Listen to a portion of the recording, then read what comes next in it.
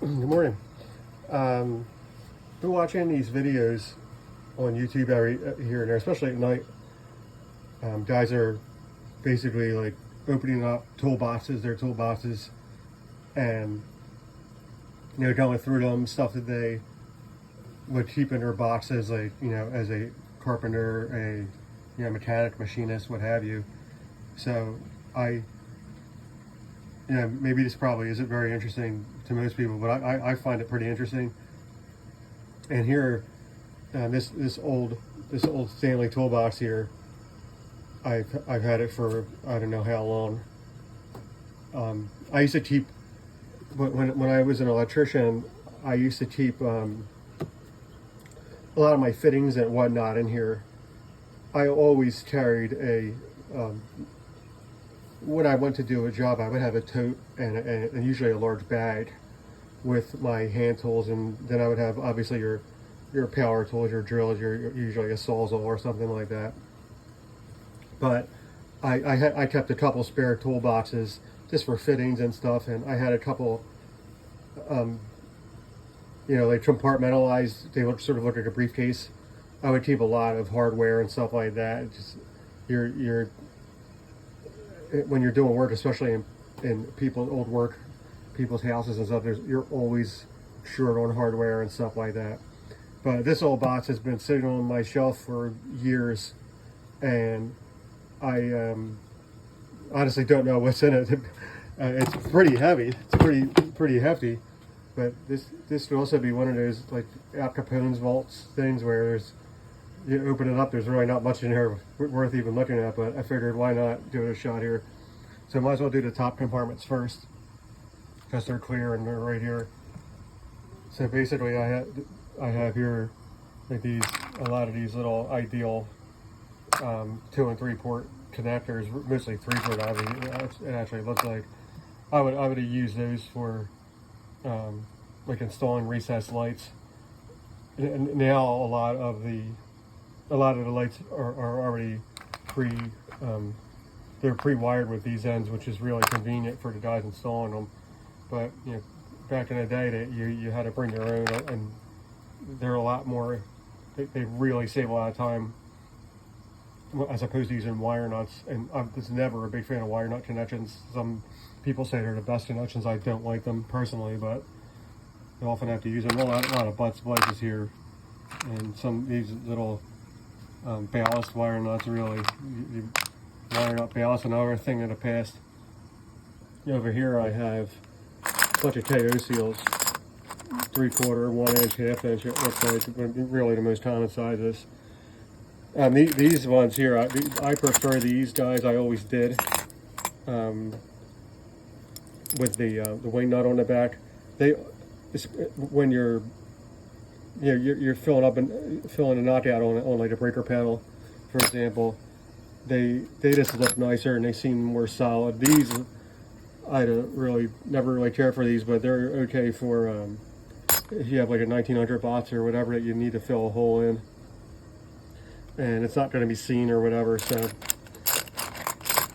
some reducing washers here, 2 MC connectors. Sorry, forget my camera work. Some ground screws, typical stuff like that.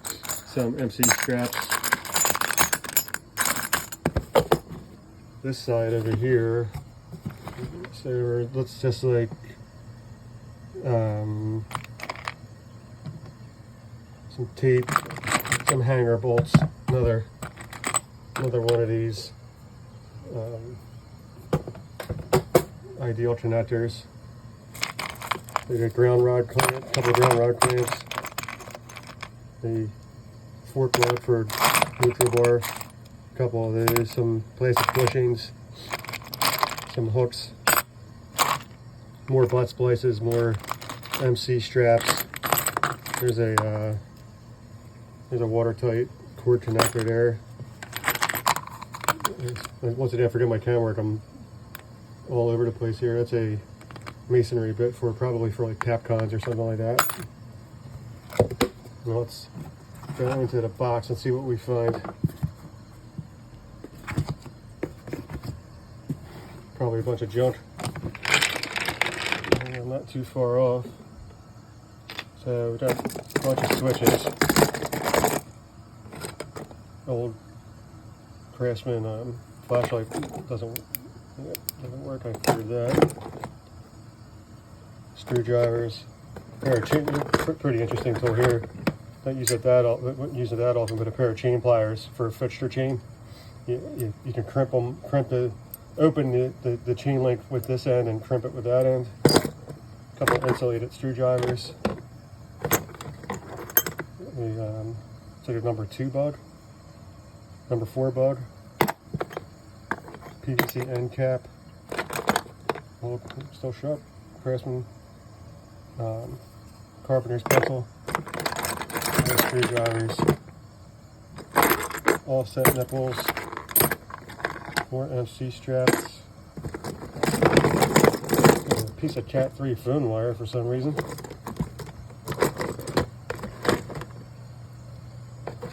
Some test leads. Snippers. There's really not much of interest in here, to be honest. The drawer is collapsing.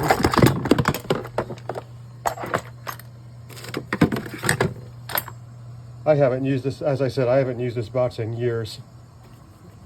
Nail plate, this one. Number book. Here's a motor starter chart for figuring out the full load current and all that. There you go, Ugly's 2008. So yeah, that's probably the last time I really used this tool, and that would have been, I haven't really worked in the field in a long time, only on occasion. The big chart on this one was your amp chart, if I can find it. Once again, forget my camera work here. That was another big chart for when you were doing motor starters, when you're sizing up motor starters. Eventually I got a calculator, a dedicated calculator to do that with. Forget the number of that chart, 340, I think. It'd be a shame that I was supposedly like a master, an ICC master certification for the code book, and I don't remember the number of that chart. That's how long it's been. But yeah, this chart here, this 75-degree chart, that was a big one that you always referenced. The temperature there, that's usually corresponds to the lug on your breaker or your panel or your meter. Your lugs are usually rated for 75 degrees, so that's how you size up the ampacity of your conductor. A lot of people use some lugs are 90 degree, but I've rarely come across them in what I did. But that's the chart used, and there's the aluminum conductor side on all the corresponding jacket types, jacket ratings. Let's see what this is. Probably the receipt.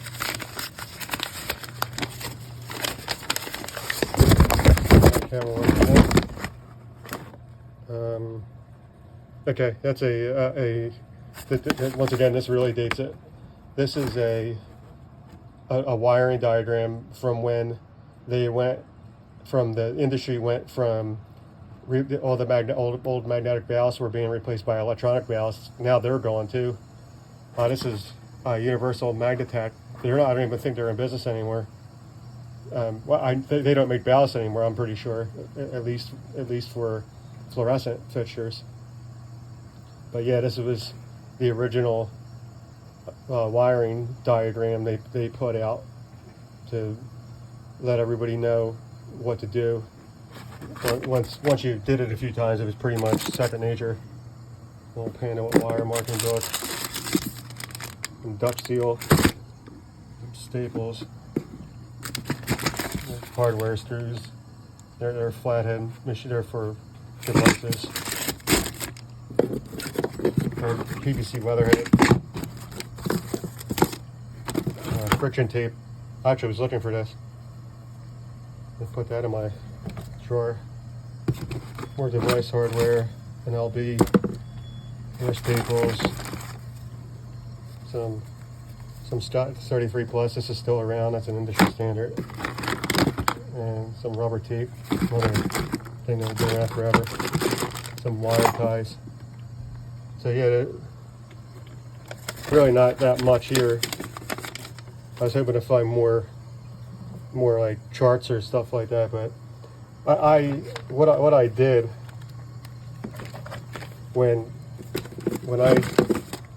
I stopped doing electrical work, a lot of my tools and stuff I put into I took them out of the tool bags and I put them into my tool boxes that are in the garage, and a lot of the fittings and stuff are probably in boxes in my attic, because I know I still have a fair amount of electrical fittings laying around. And there was a lot of things. I gave away a bunch of wire, which was probably stupid because it's fairly valuable now. But back then, a roll of, especially like row mats and stuff, a roll of 14-2 row mats when I first started was like $20. Now it's over $100. But yeah, I had a bunch of slide charts for sizing up, for voltage drop and all that, and sizing up motor starters, sizing up transformers, and a lot of those now, with phone app, there's phone apps, there's specialized calculators that I always use the calculator. I didn't like smartphones. Really have only been around for 15 years, so when they came out with the Electric Pro calculator, that really was a big thing because you could upload the new code into it and stuff like that. But yeah, there's not a whole lot here. I thought there would be more, but still a little glimpse into what I would keep in my little overload toolbox here. Meaning overload, meaning the stuff I didn't want to carry in my other bags and stuff like that. So I'm not gonna expect you to maybe enjoyed watching this, but hopefully you did, and you have a great day. Thanks.